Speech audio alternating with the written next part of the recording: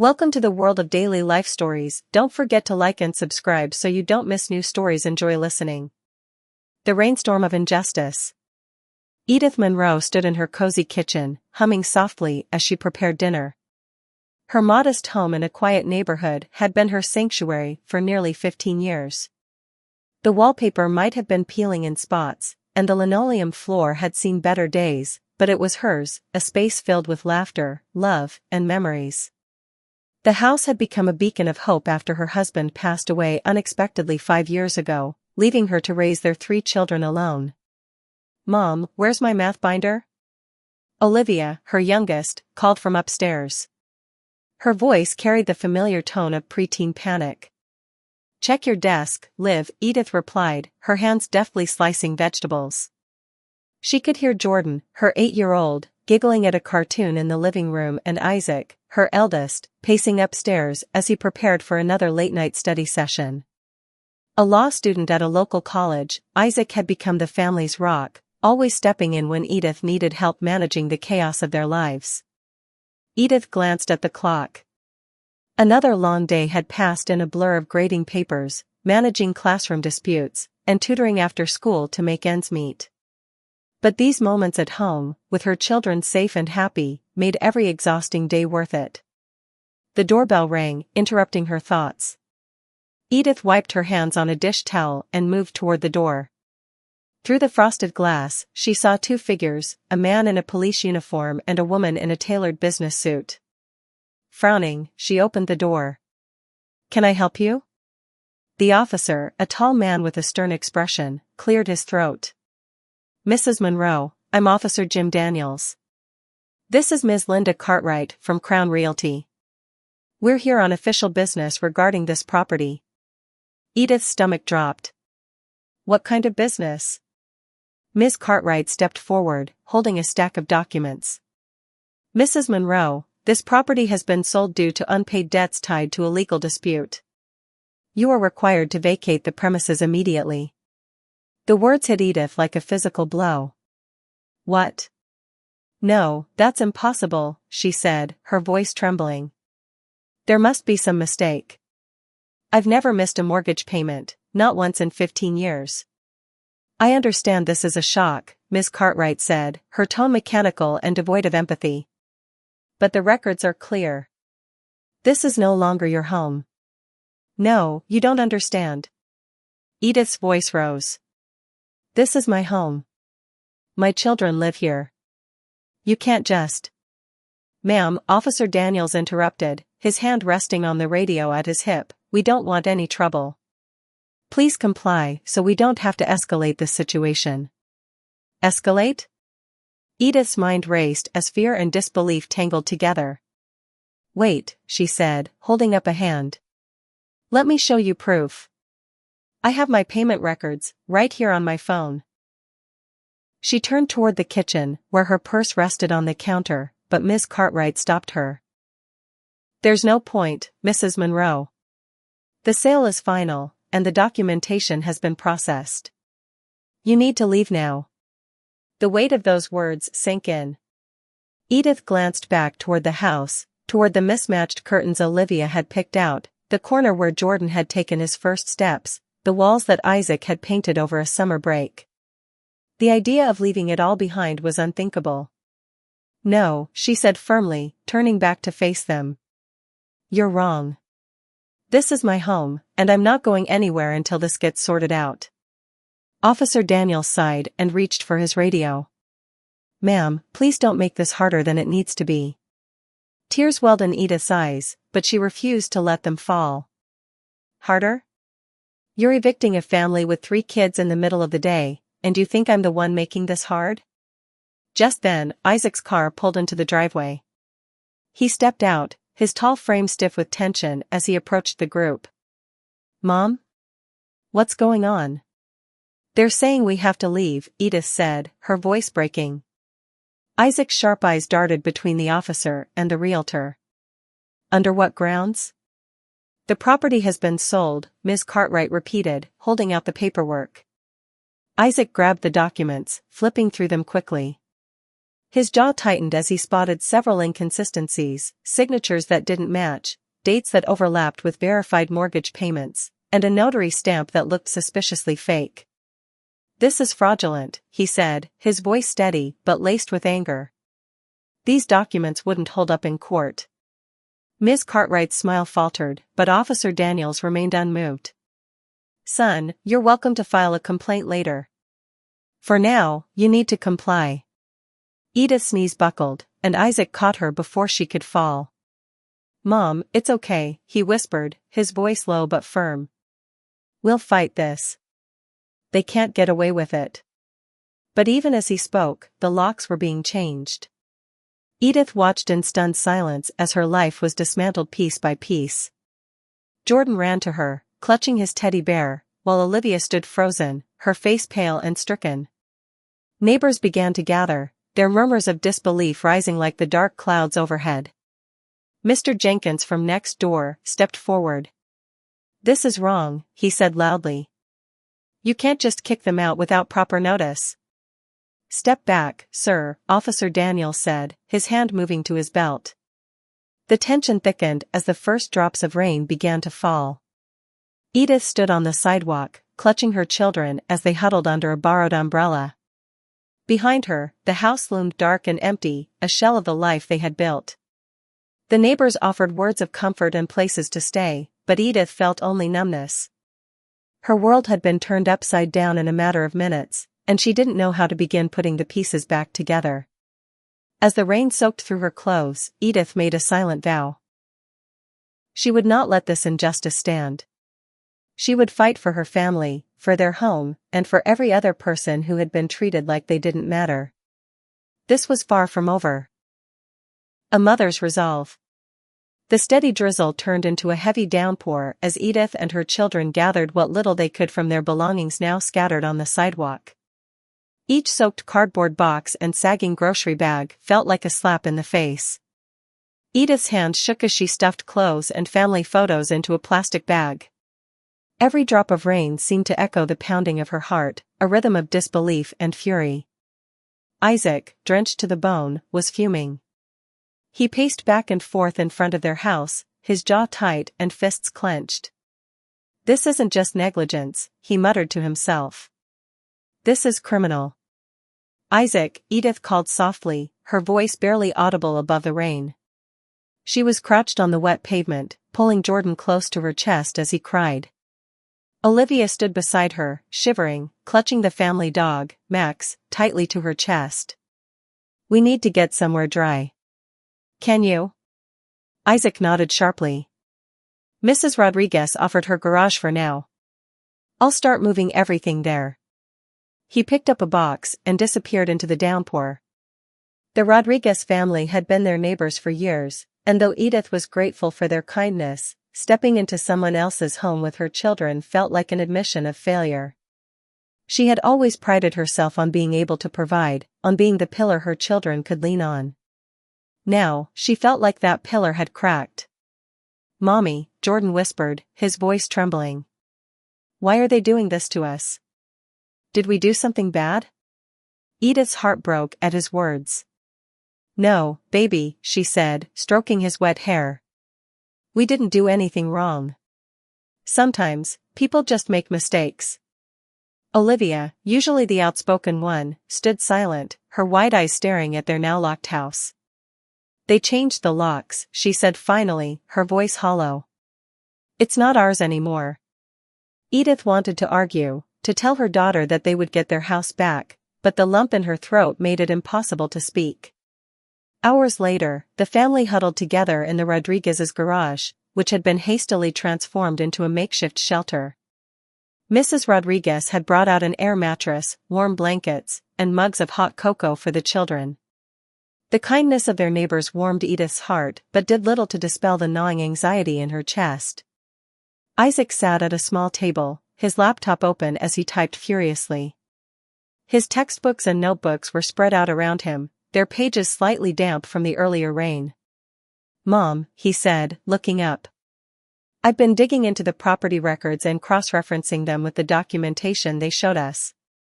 There's no record of a sale. In fact, He paused, his brow furrowing. What is it? Edith asked, moving closer. In fact, Isaac continued, it looks like Crown Realty doesn't even have the legal authority to act on this property. They don't own it, and there's no court order authorizing the eviction. This is a scam, Mom. They're preying on people they think can't fight back. Edith's exhaustion gave way to a surge of determination. Then we fight, she said, her voice firm. If they think they can bully us into giving up, they're wrong. This is our home. I won't let them take it from us. Isaac nodded. I've already started drafting a complaint. We'll file it first thing in the morning with the county clerk's office. But we're going to need more than just that.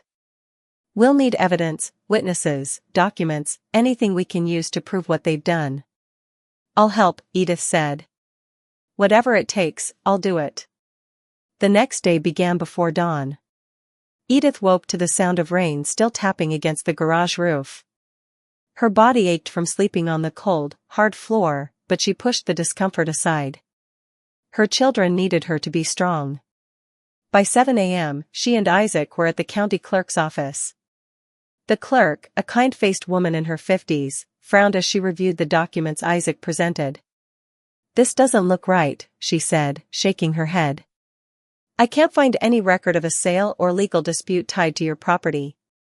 And this notary stamp, she pointed to a seal on the documents, is definitely a forgery. Whoever did this wasn't very careful. Does that mean we can go back to our house? Edith asked, hope flickering in her chest. The clerk hesitated. Unfortunately, it's not that simple. You'll need to file a formal petition to reverse the eviction and reclaim your property. And if Crown Realty decides to contest it, this could end up in court. Isaac set his jaw. We'll do whatever it takes. The following days were a whirlwind of activity. Isaac worked tirelessly to gather evidence, reaching out to local housing rights organizations for support. Edith went door to door in their neighborhood, collecting statements from witnesses who had seen the eviction or had interactions with Crown Realty in the past. To her surprise, several neighbors shared similar stories of shady behavior from the realty company, sudden notices of property sales, aggressive eviction tactics, and forged documents. We all thought we were alone, Mrs. Chen, the elderly woman from 2 doors down, said as she handed Edith a notarized statement about her own experience with Crown Realty. But if we come together, maybe we can stop them. The support from her neighbors gave Edith strength, but it was still an uphill battle. Crown Realty had resources, a team of lawyers, and the apparent backing of local law enforcement. Edith, on the other hand, had nothing but her son's determination, her own stubborn resolve, and the truth on her side.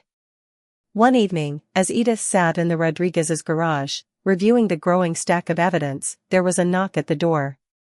She opened it to find Officer Daniel standing there, his hat in his hands. Mrs. Monroe, he said, his tone softer than she'd ever heard it. I need to apologize.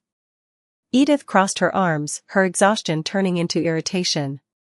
Apologize? For what? For throwing my family out of our home? For traumatizing my children?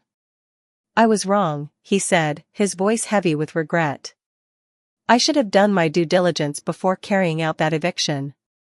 I've been doing this job a long time, and I've seen a lot of people try to game the system. But I let my assumptions cloud my judgment, and you and your family paid the price for that. I'm sorry. Edith stared at him, her emotions a mix of anger and disbelief. Sorry doesn't fix this, she said. We're still homeless. My kids are still sleeping in a garage. I know, Officer Daniels said. And I want to make it right. I've started looking into Crown Realty, and I've already found several other cases like yours. I'm going to testify on your behalf. Edith was taken aback. Why? Why now? Daniels sighed. Because you're not the first family they've done this to. But I want you to be the last. As the court date approached, Edith felt a mix of fear and hope. They had gathered everything they could, documents, witness statements, even testimony from Officer Daniels. But the thought of standing before a judge, of bearing her family's pain and fighting for their home, was terrifying. On the morning of the hearing, Isaac placed a hand on her shoulder. "We've got this, Mom," he said. "No matter what happens, we're not giving up." Edith nodded, drawing strength from her son's confidence. She had fought too hard, sacrificed too much, to back down now. This wasn't just about her family anymore. It was about justice. The battle for justice. The courthouse steps loomed tall and intimidating as Edith, Isaac, and the rest of their family made their way inside. The grandeur of the building, with its marble columns and echoing hallways, was a stark contrast to the scrappy, makeshift life they'd been living in the Rodriguez garage. Edith clutched her purse tightly, her fingers trembling, though not from fear. She was fueled by determination. "Stay strong, Mom," Isaac whispered, his voice calm but resolute. His eyes were sharp, his shoulders squared. It was as if, in the span of these few weeks, her boy had transformed into a man. The small courtroom buzzed with muted conversations as they entered. On one side sat a group of people Edith recognized as her neighbors, Mrs. Rodriguez, Mr. Chen, and others who had offered their support. Behind them were representatives from the local housing rights group that Isaac had reached out to. Their presence felt like a warm embrace, reminding Edith that they weren't alone. On the other side of the room sat Crown Realty's legal team, 3 men in tailored suits who exuded confidence. Their lead attorney, a sharp-eyed man with silver-streaked hair, smirked as Edith caught his gaze.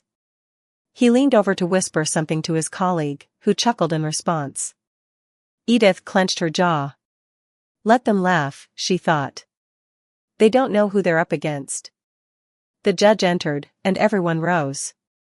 Judge Marlene Hawkins, a no-nonsense woman in her 60s, with short, graying hair and piercing eyes, took her seat at the bench. She surveyed the room with the air of someone who had seen it all and was not easily swayed by theatrics. "Let's begin," she said, her voice firm but calm. The case was laid out methodically. Crown Realty's attorney, Mr. Givens, opened with a polished argument, emphasizing the legality of the eviction and dismissing Edith's claims as unfounded emotional appeals. "Our client acted in accordance with all legal procedures," Givens said, gesturing to a stack of documents on his table. "Mrs. Monroe's inability to provide adequate payment led to the sale of her property. It's a regrettable situation, but one entirely of her own making." Edith's fists tightened under the table. How dare they twist the truth like that? Isaac leaned in and whispered, "It's okay, Mom. We've got this." When it was their turn, Edith stood nervously, but found strength in her son's reassuring nod. "Your Honor," she began, her voice trembling at first but growing steadier with each word, "my family has lived in that home for over 15 years. We've worked hard to pay our mortgage on time, and we've never received any notice of a sale. This eviction blindsided us, and it's not just about losing a house, it's about losing the memories, the safety, and the life we've built there. But most importantly, it's about stopping these people from doing this to anyone else." Isaac took over, presenting the evidence they'd gathered. He pointed out inconsistencies in Crown Realty's documents, highlighted the forged notary stamp, and introduced statements from neighbors who had experienced similar tactics. Finally, Officer Daniels was called to testify. His uniformed presence added weight to their case. After reviewing the eviction documents and comparing them to official records, Daniels stated, "It's clear to me that Crown Realty acted without proper legal authority. I failed the Monroe family by not verifying the legitimacy of the order before enforcing it. For that, I'm deeply sorry, and I'm here to set the record straight." As the testimony continued, the atmosphere in the courtroom shifted. Crown Realty's confidence began to falter. Their lead attorney grew visibly irritated, occasionally interrupting to object, only to be overruled by Judge Hawkins. When Edith's neighbor, Mrs. Chen, took the stand, she recounted her own harrowing experience with Crown Realty, tears streaming down her face. "They prey on people like us," she said, her voice breaking. "People who don't have the resources or knowledge to fight back. But not this time. Not today. The final piece of evidence came from an unlikely source, a whistleblower. An anonymous former employee of Crown Realty had come forward with internal emails and documents that exposed the company's fraudulent practices. The evidence was damning, showing a calculated strategy to target vulnerable homeowners and profit from their displacement. After hours of testimony and arguments, the courtroom fell silent as Judge Hawkins reviewed the evidence. The tension was palpable. Edith could hear her own heartbeat thudding in her ears. Finally, Judge Hawkins looked up, her expression unreadable. Crown Realty's actions, she began, are not only legally questionable but morally reprehensible. This court finds sufficient evidence to conclude that the eviction of the Monroe family was conducted without proper authority and based on fraudulent documentation. I am ordering the immediate return of the Monroe property to its rightful owners. The courtroom erupted into a mixture of cheers and gasps. Edith felt tears streaming down her face as relief washed over her. She turned to Isaac, who was grinning ear to ear, and pulled him into a tight hug. But Judge Hawkins wasn't finished. Furthermore, she continued, I am referring this case to the district attorney's office for further investigation into Crown Realty's practices. Let it be known that this court will not tolerate the exploitation of vulnerable families. That evening, back in their home, Edith stood in the living room, surrounded by boxes they had yet to unpack. The house felt different, almost sacred. It was no longer just a place to live. It was a symbol of resilience, of standing up to injustice and winning. Isaac approached her, holding a mug of tea. We did it, Mom, he said softly. She smiled, pulling him into a hug. We did it, she repeated, her voice filled with pride. And it wasn't just for us. It was for every family they tried to take advantage of. As they sat together, the rain finally stopped, and a sliver of sunlight broke through the clouds, casting a warm glow over their home. For the first time in weeks, Edith felt something she hadn't allowed herself to feel, hope. The rise of the advocate. The days after their victory in court were a whirlwind of activity. Edith could barely believe how quickly her life had transformed. Though they had reclaimed their home, the ordeal left scars, physical and emotional. But instead of succumbing to exhaustion or bitterness, Edith found herself energized by a newfound purpose. She wasn't going to stop at saving her family's home. She was going to help others like her do the same. A new beginning. Standing in her living room, Edith surveyed the damage. While the structure was intact, the house still bore the signs of their hurried eviction. Furniture had been tossed around, walls were scratched from careless movers, and Jordan's cherished stuffed bear was still missing. But despite the chaos, Edith felt an unshakable determination. This house isn't just our home anymore, she said, her voice firm as she addressed her children that evening. It's a symbol of something bigger. What happened to us shouldn't happen to anyone else. We have a chance to make a difference. Isaac, seated at the dining table with his laptop open, nodded. Mom's right. We've seen how these companies operate. There are likely dozens, maybe hundreds, of families who've been targeted the same way. If we don't act, who will? The children agreed, even Olivia and Jordan, who still struggled to understand the gravity of what had happened. It wasn't just about getting their home back, it was about justice for others. Building the movement. The first step was to organize. With Isaac's legal expertise and the support of the housing rights group that had helped them in court, Edith founded the Safe Haven Project, a grassroots organization dedicated to protecting vulnerable homeowners from predatory practices. Edith started small. She reached out to her neighbors, many of whom had been victims of Crown Realty or similar schemes. Mrs. Chen, who had shared her own experience in court, became her first volunteer. Together, they began gathering stories, collecting evidence, and building a network of support. The response was overwhelming. Word spread quickly through the community and beyond. Families who had been too afraid to speak out before now found courage in Edith's story. She organized weekly meetings in the local community center, where homeowners could share their experiences and learn about their rights. You don't have to fight alone, Edith told them at the first meeting, her voice ringing with conviction. We're here to stand with you. The room erupted into applause, and for the first time in weeks, Edith felt a sense of peace. A media spotlight. As the movement gained traction, local news stations began covering Edith's story. Soon, national outlets picked it up, and Edith found herself thrust into the spotlight. She appeared on morning shows and podcasts, sharing her journey and calling for systemic change in housing laws. During one interview, the host asked, "Mrs. Monroe, what drives you to keep fighting, even after reclaiming your home?" Edith took a deep breath, her mind flashing back to the night they stood in the rain, their belongings scattered on the sidewalk. "Because I know what it feels like to be powerless," she said. "To see your children scared and confused, wondering why the world seems so unfair. If I can spare even one family from going through what we did, it'll all be worth it." Her words resonated with viewers, sparking a wave of support for the Safe Haven project. Donations poured in, allowing them to expand their efforts. Confronting the system. As Edith's organization grew, so did the pressure on Crown Realty. The whistleblower who had provided evidence in court continued to cooperate, revealing more damning information about the company's practices. In a landmark move, the district attorney's office launched a criminal investigation into Crown Realty. Executives were subpoenaed, and their shady dealings were laid bare in a series of explosive hearings. Edith attended every session, her presence a constant reminder of the human cost of corporate greed. One day, during a particularly heated hearing, Crown Realty's CEO attempted to justify their actions.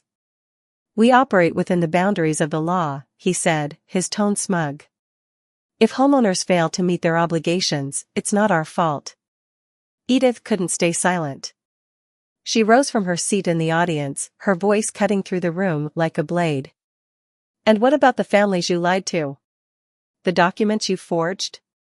The lives you ruined just to make a profit?" Her eyes burned with fury. "This isn't about laws, it's about decency. And you've shown none." The room fell silent as her words hung in the air. The CEO shifted uncomfortably, his bravado faltering. A community transformed. Months later, the Safe Haven project reached a milestone. With the support of local officials and activists, they successfully advocated for new legislation that strengthened protections for homeowners. The law, dubbed the Monroe Act, required rigorous oversight of property sales and harsher penalties for fraudulent practices. On the day the law was signed, Edith stood on the steps of the state capitol, surrounded by her children, neighbors, and supporters. The governor handed her the pen used to sign the bill, a symbolic gesture acknowledging her role in the movement. "This isn't just a victory for my family," Edith said to the gathered crowd. "It's a victory for every family who's ever been told they don't matter. We matter. And we're not going anywhere." Looking ahead. Back home, life slowly returned to normal, or as normal as it could be for a family that had become the face of a national movement. Edith resumed her teaching job, finding joy in the classroom once again. Isaac continued his law studies, now with a focus on housing rights, while Olivia and Jordan adjusted to the new normal with remarkable resilience. One evening, as the family gathered for dinner, Isaac shared some exciting news. "I've been offered an internship with a nonprofit that focuses on tenant advocacy," he said, his eyes shining. "They want me to help draft policies to prevent evictions like ours." Edith beamed with pride. "That's wonderful, Isaac. Your father would be so proud." Later that night, as Edith sat alone in the living room, she glanced at the family photo they had rescued during the eviction. The picture, taken years ago, showed a younger version of herself and her husband, smiling as they held their 3 children. "We did it, love," she whispered, her voice filled with emotion. "We kept our promise." The legacy. The Monroe family's ordeal became a catalyst for change, inspiring communities across the country to stand up against injustice. Edith's story proved that even in the face of overwhelming odds, resilience and unity could prevail. Their home was no longer just a house, it was a monument to the power of hope, love, and determination. And as long as Edith had a voice, she would continue to use it to ensure that no family ever felt as powerless as she once did.